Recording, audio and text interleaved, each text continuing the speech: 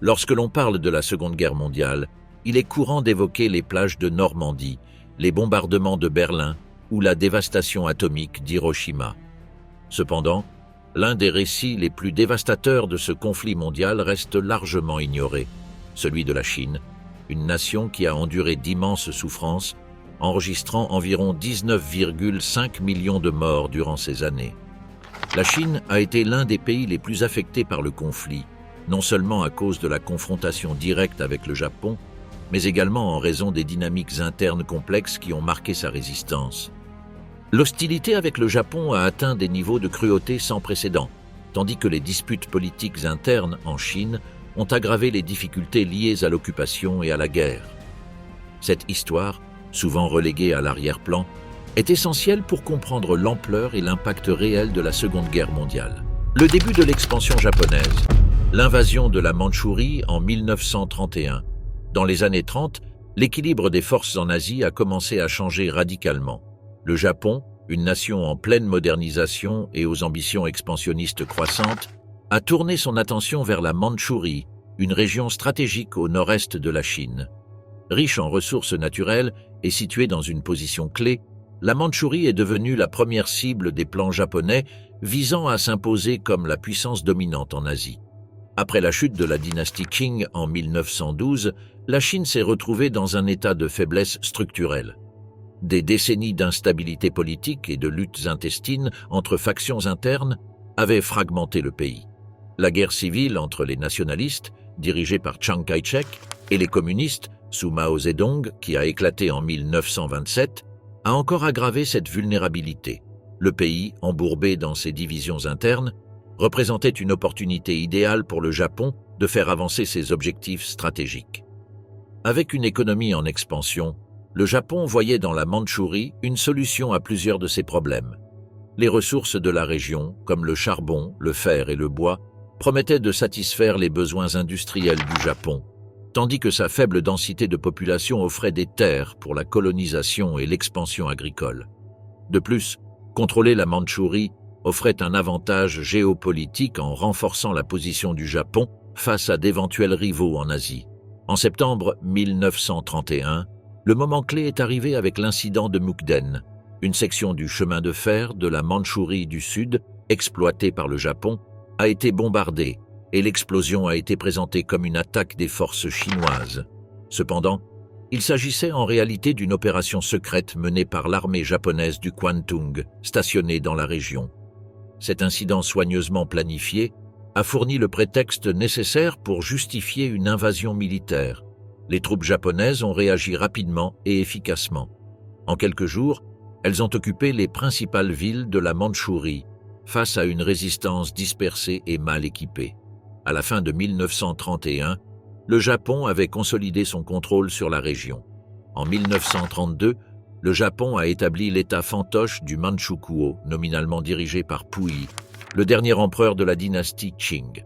Cependant, ce nouveau régime n'était qu'une façade destinée à légitimer l'occupation japonaise. L'invasion de la Mandchourie a marqué un tournant significatif dans les relations internationales de l'époque. La Société des Nations a condamné l'action et refusé de reconnaître le Manchukuo comme un État légitime, mais les mesures prises contre le Japon se sont avérées inefficaces. En réponse, le Japon a quitté la Société des Nations en 1933, envoyant un message clair sur sa volonté d'agir unilatéralement pour atteindre ses objectifs. Cet événement ne se limitait pas à une simple annexion territoriale, il a jeté les bases d'une stratégie impérialiste qui allait s'étendre dans les années à venir. Le Japon a utilisé la Mandchourie comme base pour consolider sa puissance militaire et économique, tout en poursuivant son expansion dans d'autres parties de la Chine. Ce faisant, il a défié le système international de l'époque, exposant l'incapacité des grandes puissances mondiales à freiner l'avancée d'une nation déterminée à redessiner la carte de l'Asie.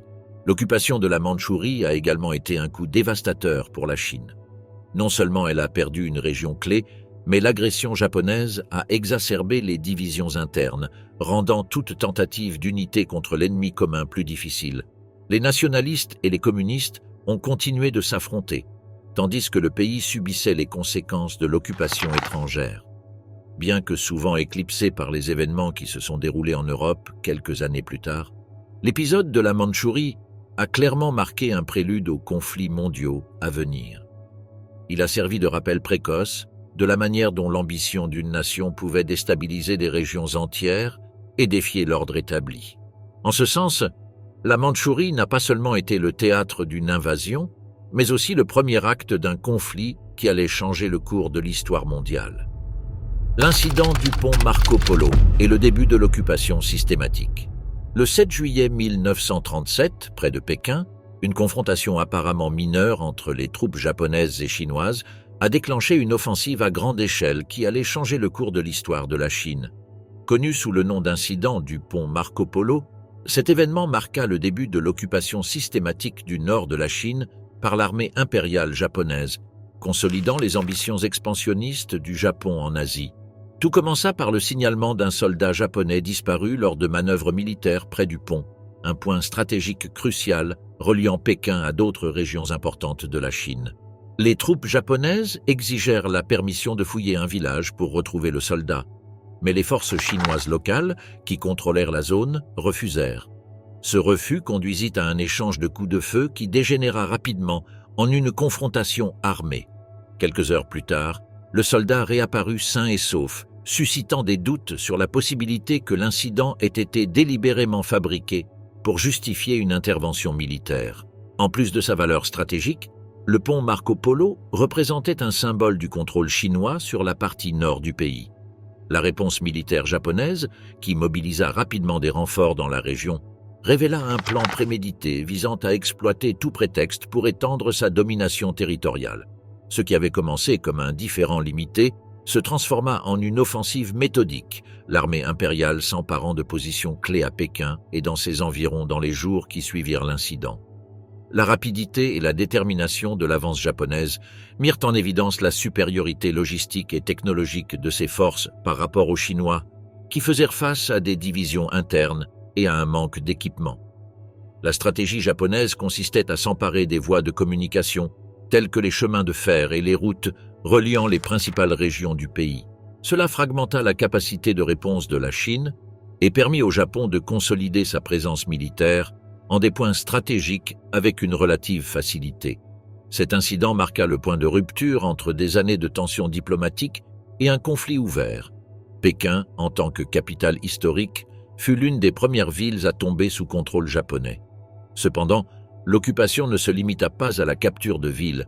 Elle visa à démanteler de manière systématique la structure politique et militaire chinoise, garantissant un contrôle sur des zones permettant une avancée plus profonde à l'intérieur du pays. Bien qu'initialement local, l'incident du pont Marco Polo fut le prélude à un conflit plus vaste.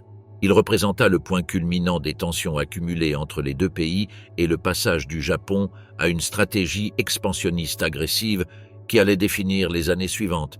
Cet événement, chargé de symbolisme et de conséquences pratiques, marqua le début d'une occupation qui allait profondément modifier l'histoire de la région. Le massacre de Nankin, l'horreur indicible. En décembre 1937, après la victoire japonaise lors de la bataille de Shanghai, l'armée impériale japonaise se tourna vers Nankin, alors capitale de la Chine. La ville, qui revêtait une grande importance stratégique et symbolique, fut rapidement encerclée et assiégée, avant de tomber le 13 décembre. Ce qui suivit fut l'un des épisodes les plus sombres de la Seconde Guerre mondiale. Le massacre de Nankin, une période de 6 semaines marquée par des meurtres, des tortures et des viols, ayant causé entre 200 000 et 300 000 morts. L'avance japonaise vers Nankin fut implacable. Les forces chinoises, décimées et désorganisées après leur défaite à Shanghai, offrirent une résistance minimale. Chiang Kai-shek, leader du Kuomintang, avait relocalisé le gouvernement à Chongqing, laissant la ville pratiquement sans direction. Les troupes restantes, pour la plupart de nouvelles recrues mal formées, manquaient de coordination et de morale. Lorsque les Japonais lancèrent un ultimatum le 9 décembre, exigeant une reddition sous 24 heures, les autorités chinoises ne répondirent pas, scellant ainsi le sort de la ville. Le 10 décembre, l'assaut japonais commença. Avec une supériorité logistique et militaire écrasante, les forces japonaises percèrent les défenses en quelques jours. Lorsque Nankin tomba le 13 décembre, Il ne s'agissait pas d'une occupation ordinaire, mais d'une destruction totale. Les soldats japonais, sans supervision efficace de leur commandant, déclenchèrent une vague de violence indiscriminée contre les soldats capturés et les civils. À la chute de la ville, les exécutions de prisonniers de guerre commencèrent immédiatement. Des milliers de soldats chinois, souvent désarmés ou déguisés en civils, furent rassemblés et exécutés sans procès. Les méthodes d'exécution étaient variées et systématiques. Certains prisonniers étaient fusillés, d'autres poignardés à la baïonnette et beaucoup décapités. Un acte particulièrement macabre fut les compétitions entre officiers japonais pour voir combien de prisonniers ils pouvaient décapiter en un temps donné. Ces compétitions furent même documentées dans des journaux japonais de l'époque, comme s'il s'agissait d'un sport. Les exécutions ne se limitaient pas aux soldats. Tout homme pouvant passer pour un combattant ou ayant simplement le malheur d'être trouvé était assassiné. Les corps des victimes étaient jetés dans le fleuve Yangtze ou enterrés dans des fosses communes. Dans des lieux comme la montagne Mufu, on estime que jusqu'à 57 000 prisonniers furent exécutés en seulement quelques jours. Ces massacres n'étaient motivés par aucune logique militaire, mais par un désir d'extermination totale. Les civils de Nankin subirent le même sort brutal que les soldats capturés. Hommes, femmes, enfants et personnes âgées furent tués sans discrimination. On estime que des dizaines de milliers de civils périrent pendant ces semaines, victimes d'exécutions sommaires, de bombardements indiscriminés et d'actes de sadisme. Une des caractéristiques les plus choquantes du massacre fut la violence sexuelle. Pendant les 6 semaines d'occupation, entre 20 000 et 80 000 femmes furent violées par les soldats japonais. Les victimes incluaient des filles de 8 ans et des femmes âgées. Beaucoup furent assassinés après les agressions pour empêcher tout témoignage. Certaines furent attaquées devant leurs familles, qui furent également exécutées après avoir été témoins des abus. Les violences ne s'arrêtèrent pas aux femmes. De jeunes enfants et des hommes furent également victimes d'agressions sexuelles, reflétant la déshumanisation totale qui prévalait parmi les troupes japonaises.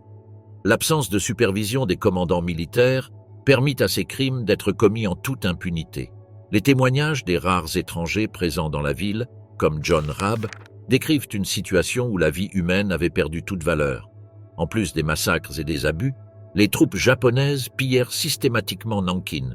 Maisons, commerces et bâtiments gouvernementaux furent dépouillés de leurs biens. Ce qui ne pouvait être emporté était détruit. De nombreux quartiers furent incendiés, réduisant la ville en cendres. Les temples, écoles et hôpitaux ne furent pas épargnés, et ceux qui cherchaient refuge dans ces lieux furent également attaqués. Les infrastructures clés de la ville, comme les ponts et les routes, furent rendues inutilisables. Ce qui avait été une capitale vibrante devint un lieu de désolation absolue. Le fleuve Yangtze, qui représentait une source de vie pour la région, devint un cimetière improvisé, des corps flottant à sa surface. Le massacre laissa des cicatrices profondes chez les survivants. Des familles furent détruites, et les rares qui réussirent à s'en sortir restèrent marqués physiquement et psychologiquement. Les récits de témoins étrangers, dont des diplomates et des missionnaires, documentèrent les atrocités, bien que beaucoup de ces récits ne furent largement connus qu'après la guerre. John Rabb, un homme d'affaires allemand et membre du parti nazi, établit une zone de sécurité à Nankin qui sauva des milliers de vies. Ces journaux décrivent les horreurs qu'il a observées et servirent de preuve cruciale lors des procès après la guerre. Cependant, même dans la zone protégée, les soldats japonais menèrent des raids pour capturer des victimes à exécuter. Expérience biologique et atrocités japonaises. La science au service de la barbarie. Pendant l'occupation japonaise de la Chine, les atrocités commises par l'armée impériale ne se limitaient pas aux exécutions de masse ou aux viols systématiques. En parallèle, des expériences biologiques et chimiques furent menées sur des êtres humains, motivés par la quête d'armes susceptibles de changer le cours de la guerre. Ces actes furent principalement orchestrés par la tristement célèbre Unité 731, une organisation secrète dédiée à la recherche sur la guerre biologique et chimique dirigée par le médecin militaire Shiro Ishii. L'Unité 731, officiellement nommée Département de prévention des épidémies et de purification de l'eau de l'armée du Kwantung, opérait principalement à Arban, dans la région de la Mandchourie. Fondée au début des années 1930, elle avait officiellement pour mission de rechercher des maladies et de développer des méthodes pour protéger les troupes japonaises. Cependant, en secret, Elle devint un centre d'expérimentation humaine, utilisant des méthodes atroces pour tester des armes biologiques et chimiques. On estime qu'entre 3 000 et 12 000 personnes furent utilisées comme cobayes dans les laboratoires de l'unité 731 et ses installations affiliées. Les prisonniers étaient majoritairement chinois, mais incluaient également des Coréens, des Mongols, des Russes et même quelques prisonniers alliés. Ces victimes, déshumanisées par leurs geôliers, étaient désignées par le terme euphémique de marutas ou tsbush, effaçant toute référence à leur humanité. Les expériences menées dans l'unité 731 et d'autres centres affiliés surpassèrent toutes les normes de cruauté connues à l'époque.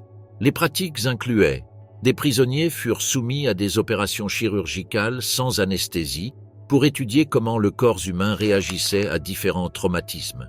Des membres furent amputés pour observer le développement d'infections, et dans certains cas, ces membres furent rattachés à d'autres parties du corps. D'autres expériences incluaient le prélèvement d'organes internes alors que les victimes étaient conscientes, dans le but de comprendre comment certaines maladies affectaient les organes vitaux. Les scientifiques infectaient les prisonniers avec des pathogènes mortels tels que la peste bubonique, le choléra, la fièvre typhoïde ou l'anthrax. Ils observaient ensuite la progression des maladies sans fournir de traitement, documentant les symptômes jusqu'à la mort des sujets. Parfois, les prisonniers étaient intentionnellement infectés avec plusieurs maladies à la fois pour analyser les interactions entre différents agents pathogènes. Pour étudier la résistance humaine au froid extrême, des prisonniers étaient exposés à des températures inférieures à 0, congelant leurs membres, jusqu'à ce qu'ils développent une gangrène. Souvent, les chercheurs tentaient de ranimer les membres gelés en les plongeant dans de l'eau chaude ou en les frappant pour rétablir la circulation sanguine. Ces expériences visaient à aider l'armée impériale à traiter les soldats exposés à des climats extrêmes. L'unité 731 développa des armes biologiques destinées à être utilisées sur le champ de bataille. Parmi les plus meurtrières figuraient des bombes remplies de puces infectées par la peste bubonique, conçues pour libérer des insectes porteurs de maladies dans des zones peuplées. Ces bombes furent testées sur des villes et villages chinois, causant des épidémies dévastatrices. Des bombes chimiques dispersant des gaz toxiques ou des défoliants pour détruire les cultures furent également testées, avec pour objectif de provoquer des famines massives parmi les populations ennemies. Les prisonniers furent soumis à des conditions extrêmes de privation de nourriture, d'eau et de sommeil, afin d'analyser les limites de la résistance humaine.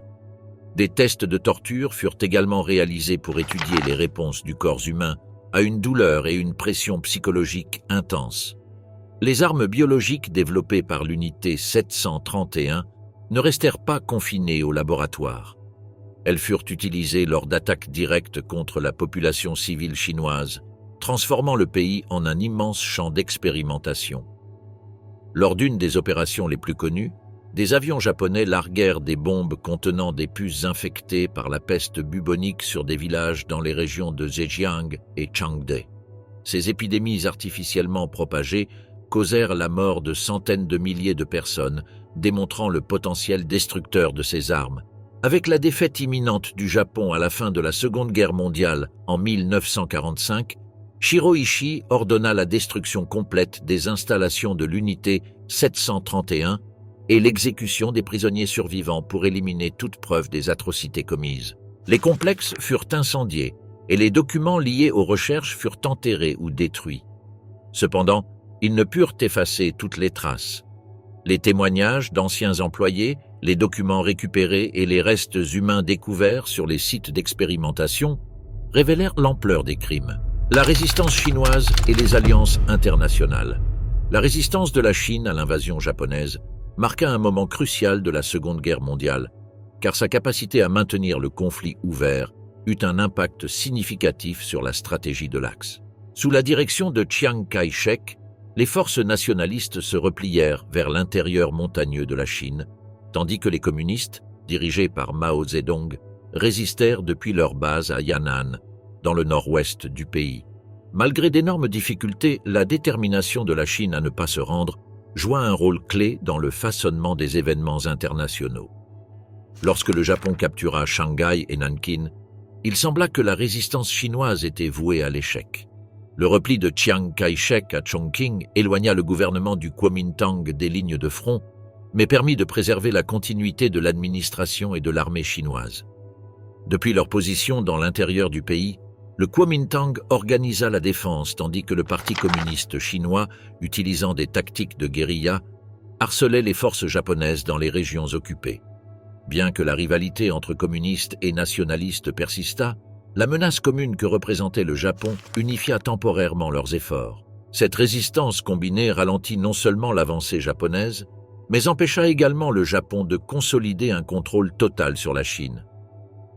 Dans les premières années du conflit, la guerre entre la Chine et le Japon resta relativement isolée sur la scène mondiale.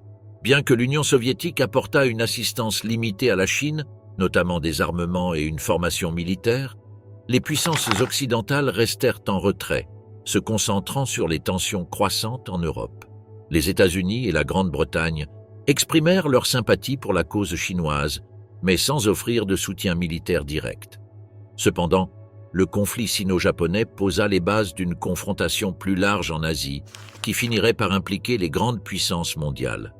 Si la Chine s'était rendue en 1938, le Japon aurait obtenu une position stratégique sans opposition, facilitant une expansion rapide en Asie du Sud-Est, en Inde britannique ou même une attaque plus agressive contre l'Union soviétique. La résistance chinoise non seulement défia ce scénario, mais força également le Japon à consacrer d'importantes ressources à un conflit prolongé, affaiblissant sa capacité à opérer sur d'autres fronts. L'attaque japonaise sur Pearl Harbor, le 7 décembre 1941, marqua un tournant à la fois pour la Chine et pour le reste du monde. Dans le but de neutraliser la flotte du Pacifique des États-Unis, le Japon mena une attaque dévastatrice qui détruisit une grande partie de la puissance navale américaine dans la région, tuant 2438 personnes et en blessant 1178. Bien que cette attaque fût initialement un succès, elle unifia les États-Unis dans leur décision d'entrer en guerre. Avec l'entrée officielle des États-Unis dans le conflit, la guerre en Asie ne fut plus une confrontation régionale. Le Japon faisait désormais face à un ennemi disposant de ressources industrielles incomparables, capable de reconstituer sa puissance militaire à un rythme que Tokyo ne pouvait égaler. Ce changement stratégique bénéficia directement à la Chine, qui devint un allié clé dans l'effort de guerre des Alliés. L'entrée des États-Unis dans la guerre renforça la position de la Chine. Sous la direction du président Franklin D. Roosevelt, les États-Unis cherchèrent à faire de la Chine une pierre angulaire de l'effort allié en Asie. Bien que le soutien militaire direct sur le terrain restât limité, les États-Unis fournirent des ressources essentielles, notamment des armements, des provisions et des conseils stratégiques. L'un des gestes les plus symboliques de cette alliance fut la conférence du Caire, en novembre 1943, où Chiang Kai-shek rejoignit Roosevelt et Winston Churchill pour discuter de la stratégie alliée en Asie.